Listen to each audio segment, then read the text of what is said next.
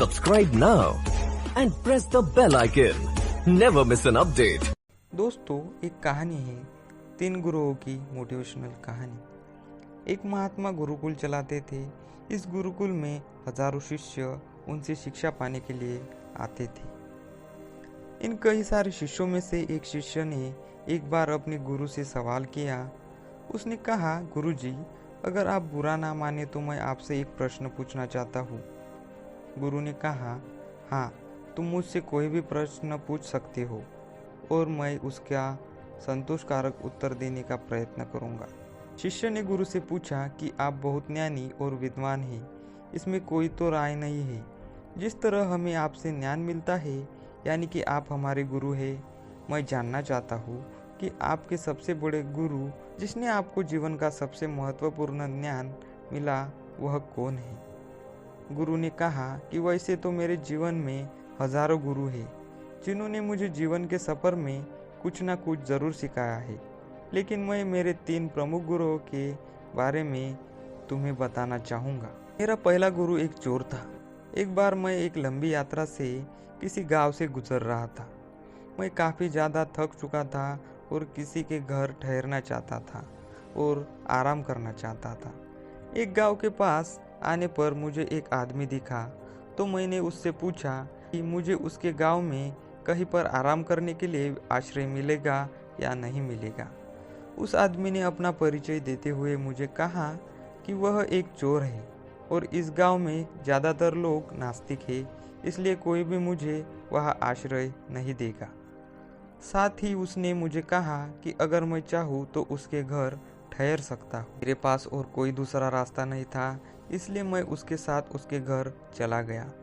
उसने मेरी अच्छे से सेवा की, मुझे खाना पीना और आराम करने के लिए बिस्तर दिया। रात होते ही वह बोला कि मैं चोरी करने जा रहा हूँ, आप अपना ध्यान योग करते रहिए, मैं सुबह वापस आ जाऊँगा। सुबह जब वह वापस आया तो मैंने उससे पूछा कि उसे कुछ मिला या नहीं मिला। उसने मुझे जवाब दिया कि आज तो मुझे कुछ नहीं मिला, लेकिन ज़रूर आगे कुछ ना कुछ मिलेगा। भगवान ने मेरे लिए कुछ ना कुछ सोचकर रखा होगा। के बाद एक दिनों तक मैं उसके साथ रहा और उन दिनों उसे कुछ भी चोरी का सामान नहीं मिलता। फिर भी वह भगवान से अपनी आस लगाए रहता है और यह उम्मीद बनाए रखता है कि उसे ज़रूर आने वाले दिनों में कुछ हाथ लगेगा। इस तरह चोर के रूप में मेरे पहले गुरु ने मुझे यह सिखाया है कि हम जिस भी रास्ते को चुनकर उस पर चलने लगते हैं, फिर चाहे जो हो जाए, हमें उस रास्ते को और उस विश्वास को कि एक दिन हमें मंजिल मिलेगी, कभी नहीं छोड़ना चाहिए। वह दिन है और आज का दिन है। तब मैंने कभी अपनी ध्यान और भगवान की भक्ति नहीं छोड़ी। मेरा दूसरा गुरु एक कुत्ता था। एक बार मैं किसी ज़रूरी काम से काफ़ी दूर का सफ़र कर जंगल से गुजर रहा था। लंबे सफ़र के चलते मुझे बहुत ज़्यादा प्यास लगी थी, इसलिए मैं वहाँ पर एक तालाब के पास जाकर पानी पीने लगा। उस तालाब के पास एक कुत्ता पहले से पानी पीने के लिए आया हुआ था। कुत्ता जैसे ही पानी पीने के लिए तालाब में अपना मुंह झुकता था, उसे उसका ही प्रतिबिंब पानी में दिखता था। उस प्रतिबिंब को वो दूसरा कुत्ता समझकर डर जाता था और पीछे हट जाता था। कुछ समय पीछे रहने के बाद कुत्ता फिर से प्रयास करता और फिर से डर के पीछे हटता। काफ़ी समय बीतने के बाद कुत्ते ने हिम्मत जुटाकर आखिरकार तालाब से पानी पी लिया और अपनी प्यास बुझाकर वहाँ से चला गया। मेरे उस दूसरे गुरु ने मुझे यह सिखाया है कि जीवन में चाहे जितनी बड़ी समस्या या मुसीबत आ जाए, अगर हम उससे जूझते रहेंगे, लड़ते रहेंगे, तो उसे ज़रूर हराने में कामयाब भी होंगे और तभी हमें सफलता मिलेगी। मेरा तीसरा प्रमुख गुरु एक 4 साल का छोटा बच्चा था।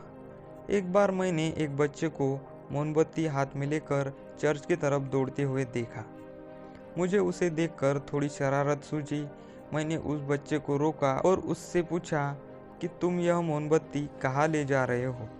उसने जवाब दिया, वह चर्च में इस मोमबत्ती को ले जा रहा है। मैंने बच्चे से पूछा कि यह मोमबत्ती तुमने जलाई है? बच्चे ने हाँ में जवाब दिया। अब मेरे घमंड भरे सवाल की बारी थी, तो मैंने उससे पूछा, मुझे बताओ, जब तुमने इस मोमबत्ती को जलाया तो यह प्रकाश कहाँ से आया? और उससे पहले मोमबत्ती जली नहीं थी तब प्रकाश कहा था। बच्चे ने मेरे सवाल के जवाब में अपने हाथ में पकड़े मोमबत्ती को फूंक मारकर बुझा दिया और मुझसे बोला, आप देख लीजिए, पहले प्रकाश था और अब नहीं है। आपकी आंखों के सामने वह कहा गया, यह मुझे बताइए। मेरे उस छोटे से गुरु ने मुझे उस दिन सिखाया है कि आप चाहे जितने विद्वान हो, आपने चाहे जितना ज्ञान प्राप्त कर लिया, आपको हमेशा विनम्र रहना चाहिए, कभी घमंड नहीं करना चाहिए। दोस्तों, ये छोटी सी मोटिवेशनल कहानी हमें सिखाती है कि जीवन में हमेशा सीखते रहना कितना ज़रूरी है।